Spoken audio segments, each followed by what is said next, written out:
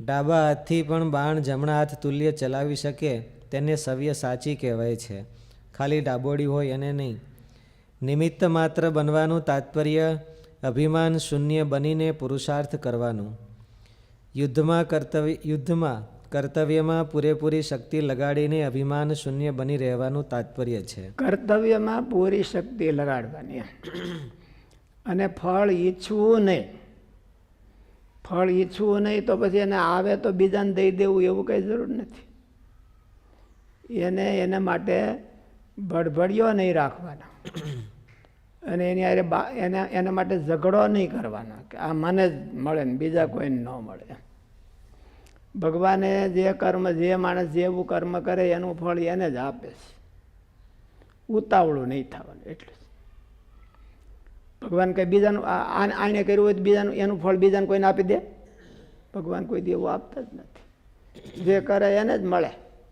યશ પણ એને મળે, ફળ પણ એને મળે અને કલ્યાણ પણ એનું થાય. પણ કલ્યાણને એકને ઈચ્છે તો ઓલા બે મળે, ઓલા બેને ઈચ્છે તો પછી કલ્યાણ જાય ને આ મળવું હોય તો મળે ને નોય મળે.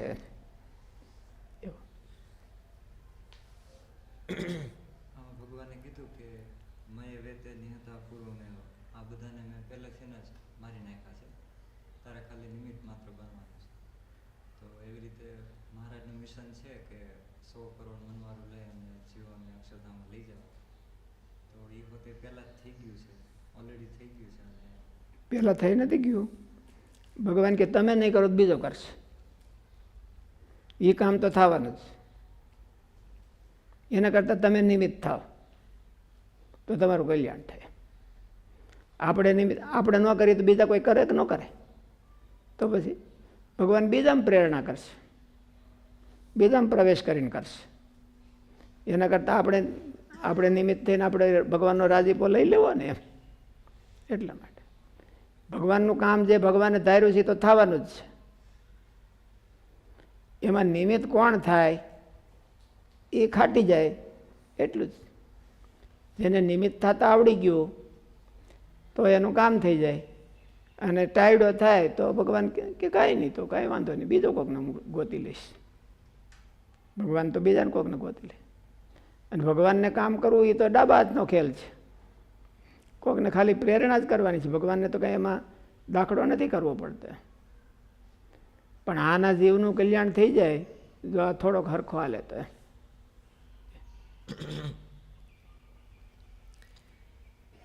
નિમિત્ત માત્ર બનવાનું તાત્પર્ય અભિમાન શૂન્ય બનીને પુરુષાર્થ કરવાનું છે. યુદ્ધમાં અભિમાન શૂન્ય થઈને પુરુષાર્થ કરે એટલે નિમિત્ત માત્ર થયો કહેવાય. યુદ્ધમાં કર્તવ્યમાં પૂરેપૂરી શક્તિ લગાડીને અભિમાન શૂન્ય બની રહેવાનું. એટલા માટે ભગવાન એવું કે મા કર્મ ફલ હેતુર્ભુ. એટલે શું? મા કર્મ કર્મણ્યવાધિકાર હસ્તે મા ફલેશુ કદાચ મા કર્મ ફલ હેતુર્ભુ. એટલે શું એનો અર્થ?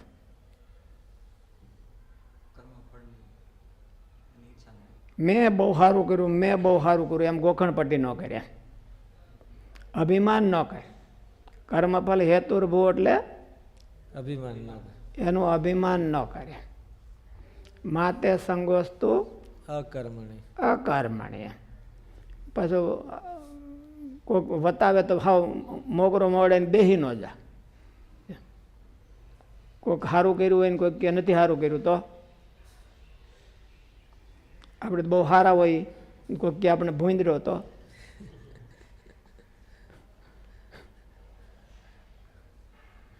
ત્યારે હું યાદ કરું? તો આપણે વાંદરા થયા છું ત્યારે ભૂંદરા જેવા જોઈએ. એટલે એને બદલે અટાણે માની લે એને આગળનું યાદ કરીને આપણે કીધું હોય.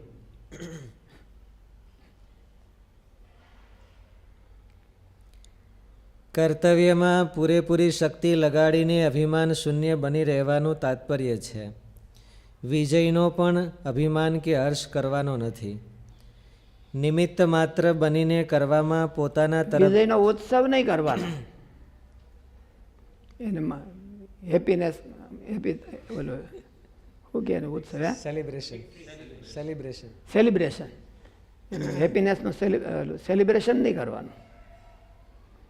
હોય તો વાંધો નહીં, જોઈએ એટલું જોઈ લઈ લેવાનું એમ, પણ સેલિબ્રેશન નહીં કરવાનું. સેલિબ્રેશન કરવા તો શું કરવું પડે?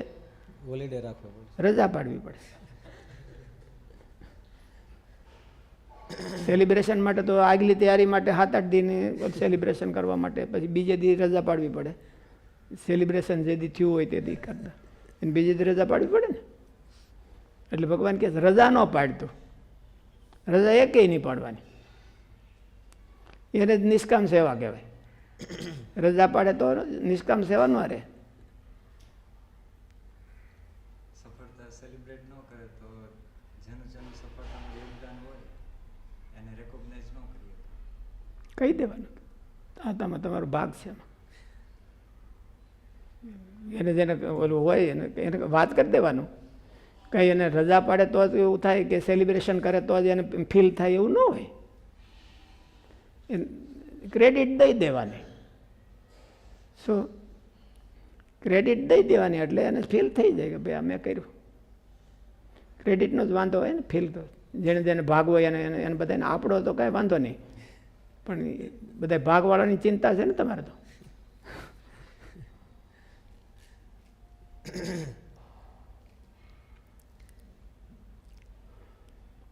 એને ક્રેડિટ આપી દેવાની, બીજાને ક્રેડિટ આપવાની. આપણી વખતે હોય ને એ બીજાને આપી દેવાની કે ભાઈ તમે કર્યું એટલે થયું, નકર થાય નહીં. ભગવાને જો ને એમ કીધું ને, ક્રેડિટ મારે બધી તને દેવીશ, નિમિત્ત માત્ર. મયેવ હતા મયેવ નિહતા, એમ મેં જ મારી નાખ્યા છે, તોય નિમિત્ત ક્રેડિટ તને, હા ક્રેડિટ તને દેવીશ. નિમિત્ત માત્ર બહુ સૌ સાચી ને, એટલે મારે તને ક્રેડિટ. યશો લભસ્વા, તો યશ તું લે, મારે તને ક્રેડિટ આપીશ. એટલે ભગવાનનો એવો નેચર છે કે ક્રેડિટ બીજાને આપે. કર્તવ્યમાં પૂરેપૂરી શક્તિ લગાડીને અભિમાન શૂન્ય બની રહેવાનું તાત્પર્ય છે. એને જ નિષ્કામ કર્મયોગ છે. નિષ્કામ સેવાયોગ કોને કહેવાય? કર્તવ્યમાં પૂરી તાકાત લગાવવાની.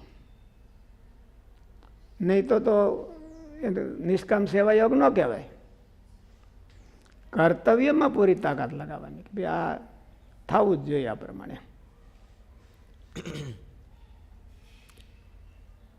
કર્તવ્યમાં પૂરેપૂરી શક્તિ લગાડીને અભિમાન શૂન્ય બની રહેવાનું તાત્પર્ય છે. વિજયનો પણ અભિમાન કે હર્ષ કરવાનો નથી. નિમિત્ત માત્ર બનીને કરવામાં પોતાના તરફથી કોઈ પણ અંશે ખામી ન રહેવી જોઈએ, પરંતુ પૂરેપૂરી સાવધાનીપૂર્વક કાર્ય કરવું જોઈએ. તેમ સાધકે પરમાત્મા પ્રાપ્તિને માટે પોતાના બુદ્ધિ, બળ, યોગ્યતા વગેરેને પૂરેપૂરા લગાડવા જોઈએ. તેમાં ક્યારેય કિંચિત માત્ર પણ કમી રાખવી જોઈએ નહીં, અને છતાં પણ પરમાત્માની પ્રાપ્તિમાં કેવળ ભગવાનની કૃપાને જ કારણ માનવું જોઈએ. પોતાનામાં શક્તિ હોય અને કંઈ બીજી કોઈ ઈચ્છા ન હોય તો એ પૂરું ન લગાડે, બળ શક્તિ ન લગાડે, તો એમાં શું ખામી કહેવાય?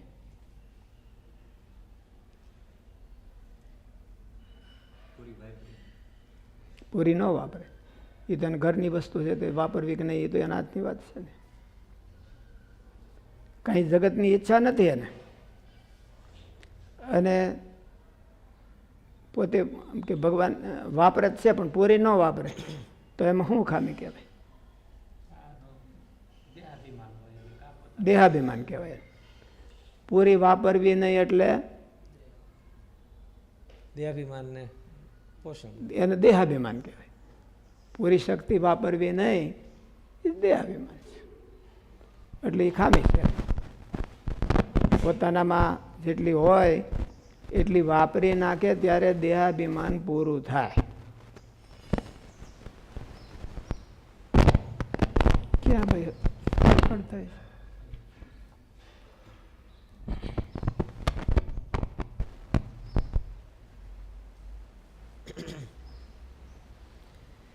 નિમિત્ત માત્ર બનીને કરવામાં પોતાના તરફથી કોઈ એટલે પણ જેટલી શક્તિ હોય આપણી એટલી ભગવાનને અર્થે વપરાઈ જવી જોઈએ. તો દેહાભિમાન ઓછું થાય, નહીં તો દેહાભિમાન ઓછું ન થાય. નિમિત્ત માત્ર બનીને કરવામાં પોતાના તરફથી કોઈ પણ અંશે ખામી ન રહેવી જોઈએ, પરંતુ પૂરેપૂરી સાવધાનીપૂર્વક કાર્ય કરવું જોઈએ. તેમ સાધકે પરમાત્મા પ્રાપ્તિને માટે પોતાના બુદ્ધિ, બળ, યોગ્યતા વગેરેને પૂરેપૂરા લગાડવા જોઈએ. તેમાં ક્યારેય કિંચિત માત્ર પણ કમી રાખવી જોઈએ નહીં, અને છતાં પણ પરમાત્માની પ્રાપ્તિમાં કેવળ ભગવાનની કૃપાને જ કારણ માનવું જોઈએ. આમ નિમિત્ત માત્ર બનવાથી સાધકને પરમાત્માની પ્રાપ્તિ જલ્દી થઈ જાય છે, અનુભૂતિ જલ્દી થઈ જાય છે.